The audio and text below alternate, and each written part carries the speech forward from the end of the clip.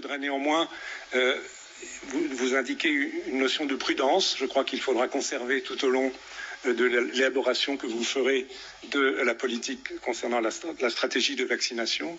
C'est premièrement, pour l'instant, nous ne disposons que de communiqués de presse de la part des industriels. Nous attendons avec impatience, et en tant que scientifique, j'attends avec impatience des publications scientifiques. Évidemment, il y aura les dossiers qui seront adressés aux autorités réglementaires, qui sont forcément très complets, ou qui ont déjà été adressés probablement, mais dont nous n'avons pas connaissance. Deuxièmement, par définition, le recul à ce jour sur l'évaluation de la sécurité et l'efficacité de ces vaccins ne dépasse pas 2 à 3 mois. Donc c'est encore bref, même si c'est très significatif.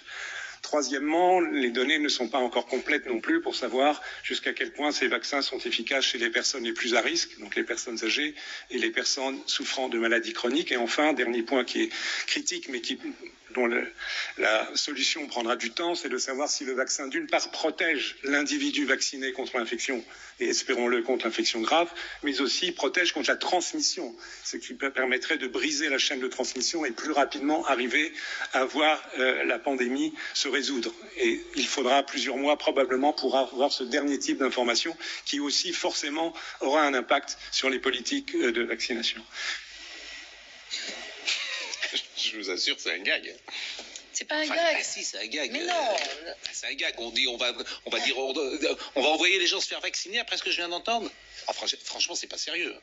Je pense qu'en fait, dans une volonté de transparence totale, ça a été peut-être un peu malhabile, mais c'est dans une volonté de transparence totale. Ce qui est dit est vrai, c'est-à-dire qu'en fait, nous n'avons eu que des résultats préliminaires, mais en revanche, les agences qui autorisent la mise sur le marché des vaccins, elles les ont. Et elles les ont eu au fur et à mesure, à toutes les étapes. Donc vous imaginez bien qu'on ne va pas mettre un vaccin à disposition. Vous allez vous faire vacciner après ce que vous venez d'entendre. Bien sûr, mais après... Quelqu'un qui dit on n'a que 2-3 mois de recul. Alors déjà, on n'a pas 2-3 mois, si je peux me permettre, juste une petite précision. Hein. Une petite précision. Les essais, il y a la phase 1, la phase 2, la phase 3. Déjà, dans la phase 2, on a vacciné des gens. Après, dans la phase 3, on en a vacciné, entre les deux vaccins, on va dire 70 000 personnes pendant plusieurs mois. Elle a commencé en juillet. Donc, on a un peu plus de recul que ça. Et normalement, la plupart des effets secondaires, lorsqu'il y en a, surviennent dans les premiers jours des vaccinations. Après, n'oublions pas que chaque médicament, pas seulement les vaccins, il y a aussi ce qu'on appelle la phase 4, la phase de pharmacovigilance, c'est-à-dire que c'est toujours surveillé.